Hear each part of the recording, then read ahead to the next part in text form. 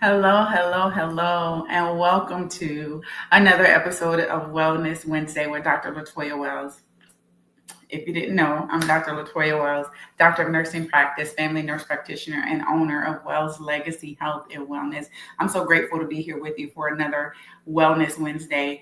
Tonight, we're going to be discussing a topic that can be a difficult topic, but I felt it needed and very important to talk about. So we're going to talk about it. As you know, we've been discussing many different health and wellness topics this month in April, and there are some very important things that need to be highlighted and talked about. So tonight, we're going to be talking about sexual assault. April is also Sexual Assault Awareness Month. And so with that being said, we're going to discuss what this is. It's important that we understand that sexual assault awareness is important. The goal of discussing this topic is to, one, educate the community, to inform individuals on what this is, what to look for, provide resources to those who've been affected by sexual assault, and to just bring awareness to this. Not many individuals want to talk about this topic openly, and many times sexual assault cases and victims go unheard because they are afraid to come forward with what has happened to them. And so we're going to talk about sexual assault tonight. So it may not be a topic for you, and that's fine. However, if you know someone that has been impacted, or if you see any of the signs that someone may have been or are currently a victim of a sexual assault, which that means it could be ongoing and they just haven't said anything to anyone, it's important that we provide them with a safe space and the support that is needed to, one, bring to light what they're experiencing, what they have experienced in the past, and what they might be going through now, and to know and understand the impact of such traumas on an individual's body, physical body, their mental health, and their emotions. Is just amazing how greatly such trauma, such as sexual assault, can impact an individual. Sexual assault encompasses many different types of unwanted sexual contact. It can include words, so unsolicited sexual words via verbal language, someone communicates it via text, over the internet, what have you.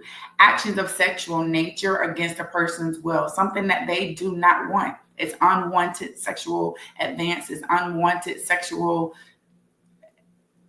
you name it, unwanted and without their consent. And so this can involve force, threats, manipulation, coercion, many different forms it can take place. And some individuals think because it was not the physical act of someone forcing themselves upon this individual that it's not considered sexual assault. It is. And so if someone's sending threatening messages, videos, things of that nature, it's important to know that that is sexual assault.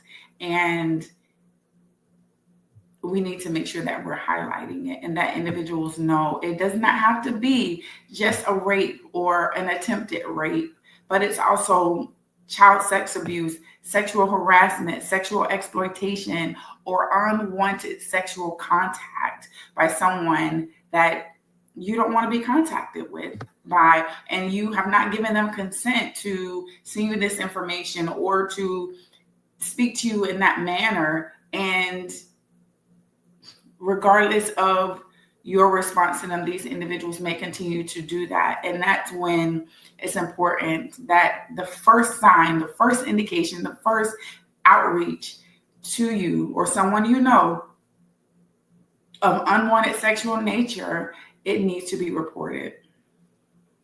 Consent. I can remember there was a campaign many years ago when I was in school. No means no. Just as simple as that.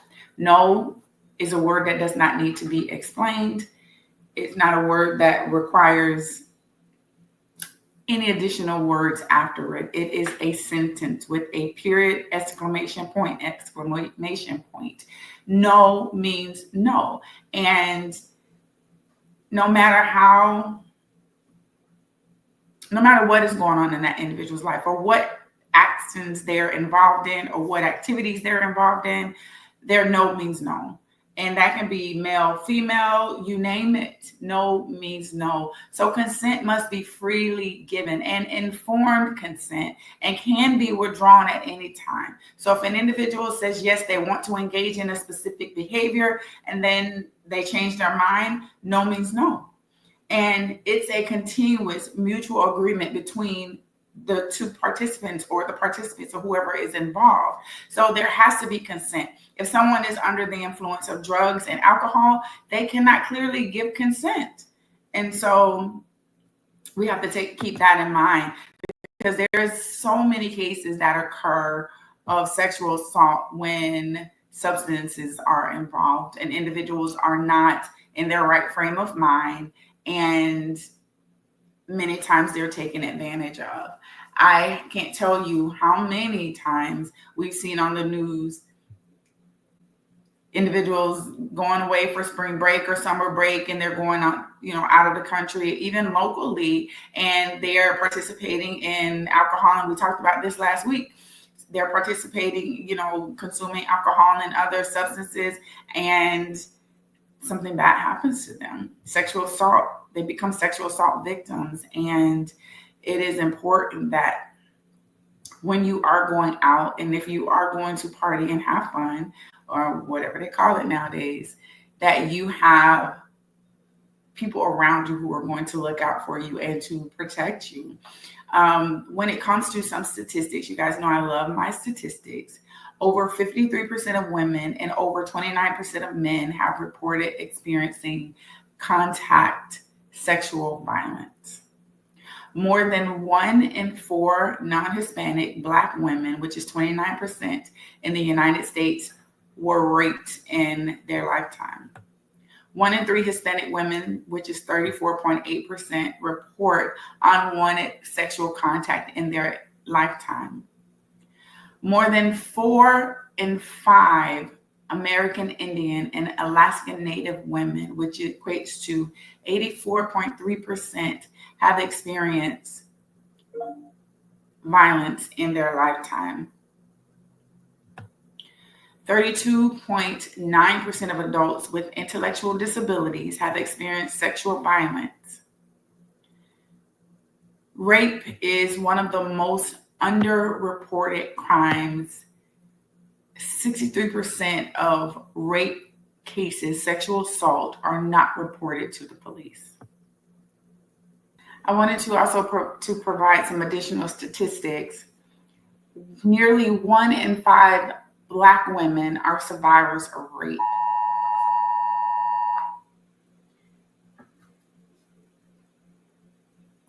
And 41% of Black women experience sexual coercion or other forms of unwanted sexual contact. For every Black woman who reports rape, at least 15 do not.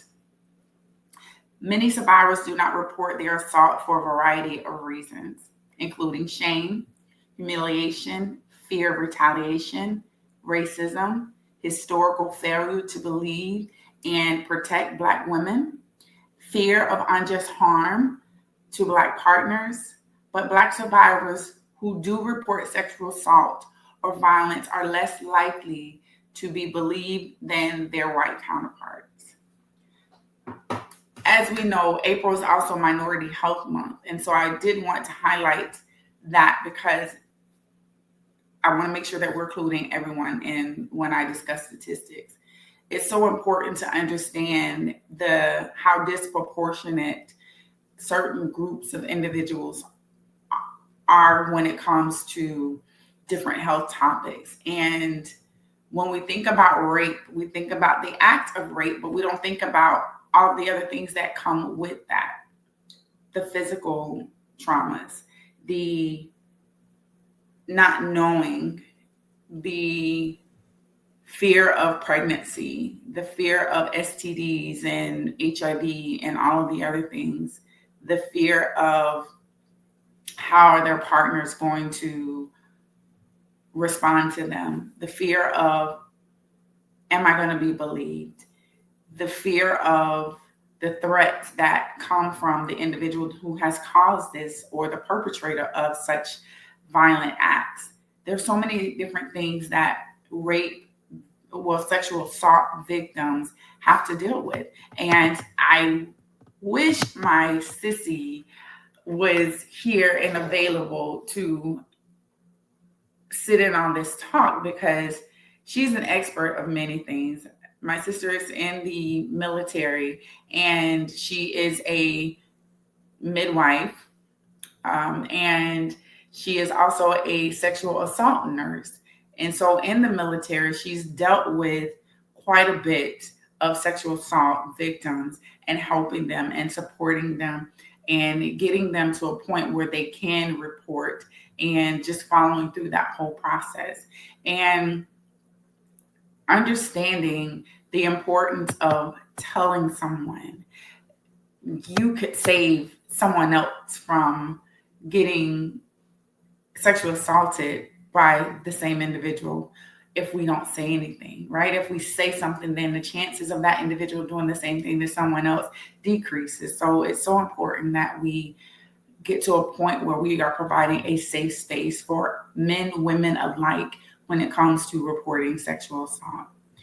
The prevalence of false reporting of sexual assault crimes is low, and it's between 2 and 10%. When we think about some of the warning signs, I can remember having a friend when I was younger who was being sexually assaulted by her stepfather.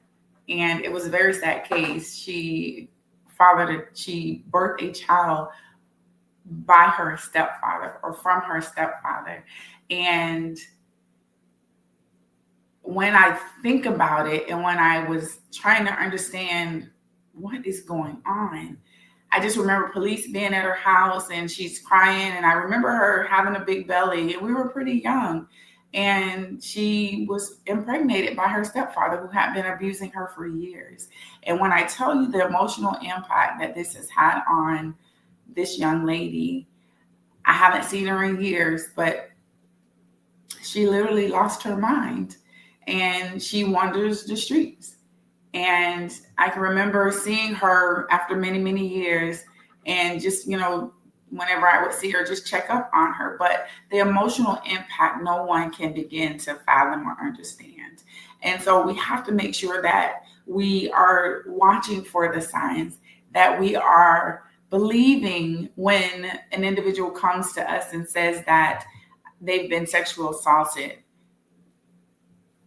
Ask questions later, right? Get the help and ask questions later if there are any questions that need to be asked. I can tell you that in certain population and in certain communities, we don't talk about what happens in this house. What happens in this house stays in this house. What happens in this family stays in this family. Well, Uncle Bubba's been messing with all the little girls in the family for years, and nobody wants to say anything. Everybody wants to sweep it under the rug and move on with their life, while these children and these boys and girls that are being molested by these family members or the family friends are going on about their lives, and these individuals are stuck dealing with the traumas that have been causing them at the hands of someone that they trusted and someone that they loved. And when we look at statistics on sexual assault, and we're going to talk about that a little later, but when we look at the statistics of sexual assault, more times than not, it's by someone that this individual knows. It's by someone that they are in contact with on a frequent basis. And so what are some of the signs and symptoms that, as friends and family, that we need to look for? These individuals begin to withdraw from social activities. There's a sudden change in their mood and behavior. And I can remember with my friends, we were young, like outside playing. And I know children of this day don't know nothing about going outside and playing. But we used to be outside playing, and she just wouldn't come outside. Or if she did, she would sit on the porch, and she wasn't her happy-go-lucky self as she was. And being young, I really didn't understand the magnitude of what was going on until we saw the belly. And there's questions, and we would go to school, and people would say different things, not really knowing the truth. Decline in academic or work performance. And there's many others. Individuals develop anxiety, social anxiety, depression, insomnia. They develop eating disorders. They start self-harm by cutting themselves, attempting suicide. There are so many warning signs that happen or that can show, and we have to be able to pay attention to that and recognize these signs. If we're close to someone, then we should be able to notice the change. Sometimes not, because we're just busy living life. However, we have to be aware, and let's just make sure that we are more cognizant of those around us when we're noticing those changes in them. So some of the physical indicators are unexplained injuries, bruises, changes in their eating or sleeping pattern. If you are female and you're around another female, women, they have something that we all do every month. There's a menstruation. There can be a change in that because of stress or unplanned pregnancy. And so to be able to recognize those signs, again, if you're close to someone, I remember growing up in the household with my aunt and my cousin, and when one person had their cycle, everybody had their cycle. So we were kind of like all on the same. And there's such thing as cycle syncing. If you ever been around other group of girls or women, young ladies, there's such a thing as cycle syncing. Everybody kind of gets on the same cycle, so to speak. Some of the other things, as I mentioned, depression and anxiety, fearfulness or heightened startle response. These individuals are always on edge. They are just, afraid. And that can come out and showing as anxiety or anger. Fear can show up in many different ways. And so one of the other things are their reluctance to discuss certain topics or avoidance of specific individuals or places. When you have a child that just doesn't like a certain person or doesn't want to go to somebody or screams and cries when a certain individual is around or tries to come close to them, take note of that. It can be more than just, something's happening to this kid, but just take note of that. Be more mindful and cognizant of behaviors and those drastic changes or even minute changes in someone's behavior, which can indicate that something is going on and we need to, get to the bottom of it. When we are dealing with young children and those who have intellectual or psychological medical conditions or issues, and they can't speak for themselves, we have to make sure that we are being an advocate and being their voice for them. I can remember maybe about a year ago, I was on social media and I saw this case or this post of this young lady who was sharing a story about her sister. Her sister is autistic and she was living in a facility, and her sister came up pregnant. And there's no way that she had the ability to give consent. And they did some research and they were able to find out who fathered this young lady's baby, and that she had been taken advantage of sexually for a long time. The baby is fine. They chose to, allow her to go through the pregnancy and keep the baby.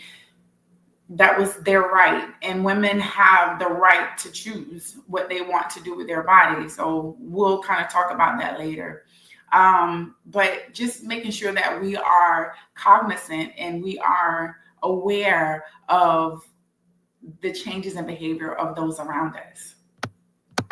How does individual get help? One, you want to make sure immediately that this person is safe, that we're seeking medical help and medical attention if necessary, which is always going to be the case if there's a sexual assault. Preserve any evidence if the individual was assaulted. I have taken care of individuals who reported to ER reporting sexual assault.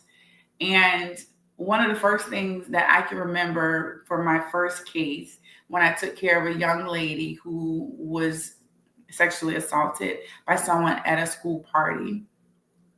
And she just said, I just want to take a shower.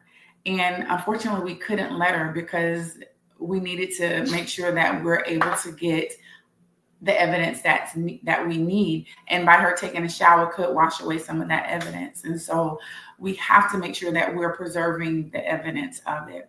Encourage reporting to the local authorities. If someone shows up to the emergency room or to a healthcare provider, as a healthcare provider, we are authorized reporters. So if someone comes with any signs of abuse or divulges information to us that there's been some sexual assault or violence against them, we are mandatory reporters and we have to report that. And so just making sure that those individuals have a safe space and that we are reporting it to the local authorities. However,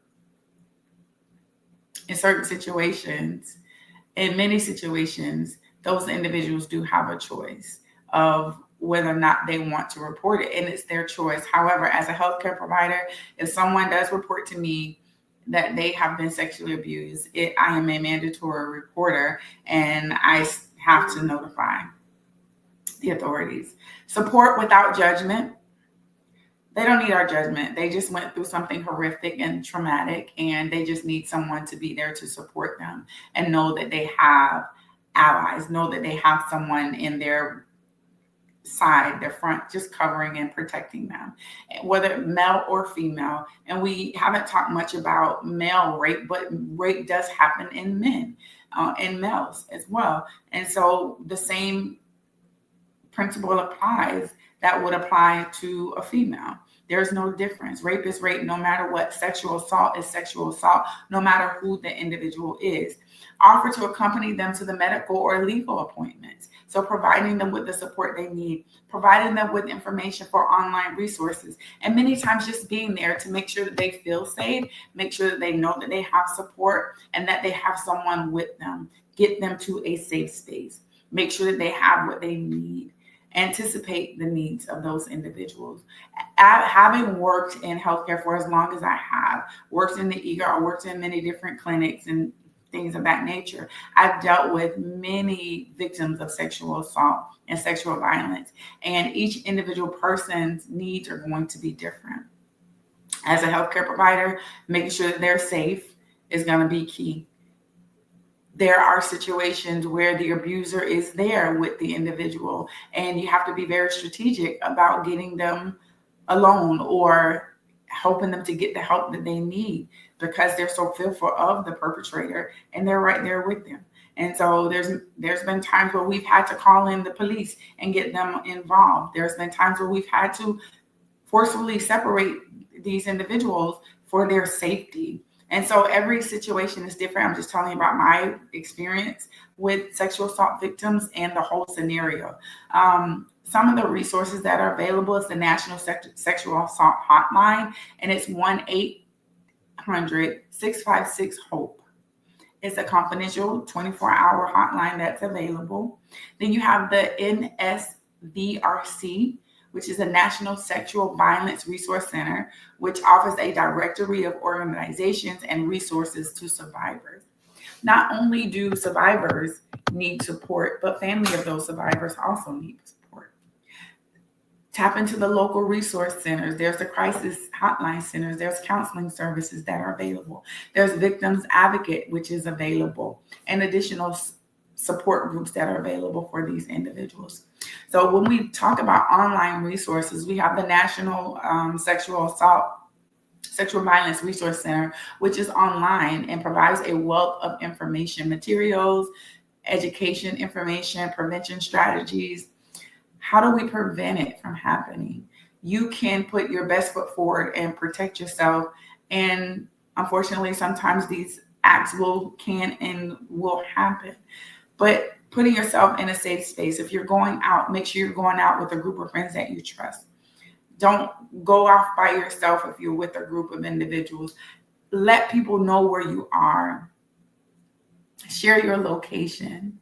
Let your family and friends know who you're going out with. If you are going to participate in substances, you pick your poison, whatever it is, make sure that you have a sober person with you, and don't leave with someone that you don't know. Make sure that you're not overindulgent to a point that you're not aware of where you are and what you're doing and who you are with. Even if you do all of that, again, it could still happen. And there's no right answer to that. Just make sure that you're being safe. Make sure you're being smart. Make sure that you're being cognizant. And if you are a victim of sexual violence in any form, make sure that you are contacting the authorities. Make sure that you are letting someone know. I can recall a recent story, probably within the last 6 months. Young kid. He was a teenager, I think no older than 17, 18 maybe. He began to receive sexually explicit text messages from an individual. And this individual began to threaten this child. And he ended up committing suicide because of the pressure of it. And as parents, I talk to my children about sexual assault. No means no. My son and my daughters. And one of the things that concerned me when my youngest went away to college was making sure that she knew how to keep herself safe, and making sure that we talked about all the possibilities and what to do. There's so many individuals whose lives are impacted by sexual assault every single day. Every second, there's someone becoming the victim of sexual assault. And as a community, we have to do our due diligence to make sure that we're standing up and we're advocating for them. I can recall a situation where an individual was being sexually assaulted, and others just stood around and watched and did nothing. Those individuals just as guilty as the perpetrator. And I feel as though our society has become so desensitized to violence and to trauma that some just go on with their life as if nothing happened while someone is being attacked. And so we have to get to a point where we are taking the blinders off, where we are standing up for what's right, and we are getting these individuals the help that they need and providing them with support that is so important for them. I encourage you to speak out. If you are a victim of any type of sexual violence, I encourage you to speak out. I don't care if it happened yesterday. I don't care if it happened today. I don't care if it happened 50 years ago. Speak up. Tell someone. Okay, there are different statutes of limitation when it comes to certain things, and I'm not well versed on what the statutes of limitations are for sexual assault. It varies depending on your state. However, I want you to know that you have a safe space. You have a safe space.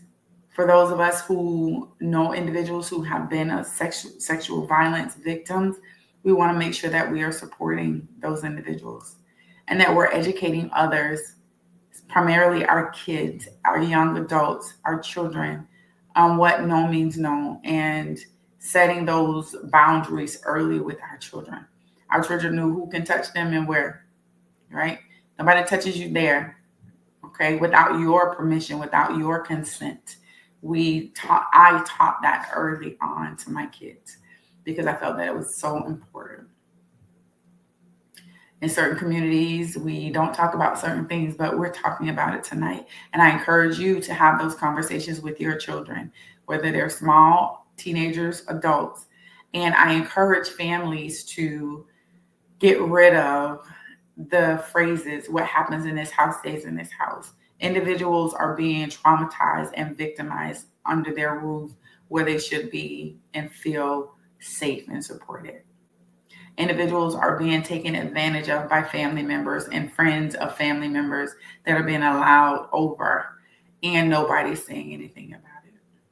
individuals are experiencing sexual abuse at work, unwarranted sexual advances in different settings, and they're too afraid to say anything. Speak up. I want to make sure that everyone listening to this video understands the importance of speaking up and supporting those who are victims of sexual assault. And if you are afraid to say something, reach out to us. You can also reach out to the crisis hotlines, and someone will be available to talk to you 24/7. You are not alone. It is not your fault. No matter what happened or what the scenario or circumstances was, if you say no, no means no. I'm going to leave you with that tonight. No is a sentence. It doesn't require any additional explanation or words afterward. No means no. So as we wrap up tonight, I just want to say thank you all so much. I know this may have been a heavy topic, but it's one that I felt needed to be discussed. Until next time, stay safe and be well. We are accepting new patients at Wells Legacy Health and Wellness. We are accepting insurance, Cigna and Aetna and Blue Cross Blue Shield and some Medicare and Medicaid plans. So reach out to us, and we're in the process of being credentialed with additional insurances. So if you need a new primary care provider, we're here. If you're not feeling well, we're here. If you just need to talk with someone and you're looking at maybe losing some weight, we're here. If you're looking for maybe hormone replacement or to talk about menopause and how it's impacting your health, we are here. Wells Legacy Health and Wellness. You can find us at wellslegacyhealth.com, or you can call us at 321-306-6755 for an appointment and to see if we are with the network for your insurance plan. Stay safe and be well. And I mean it. Stay safe. Take care. This is Dr. Latoya Wells with Wells Legacy Health and Wellness for another episode of Wellness Wednesday. Take care.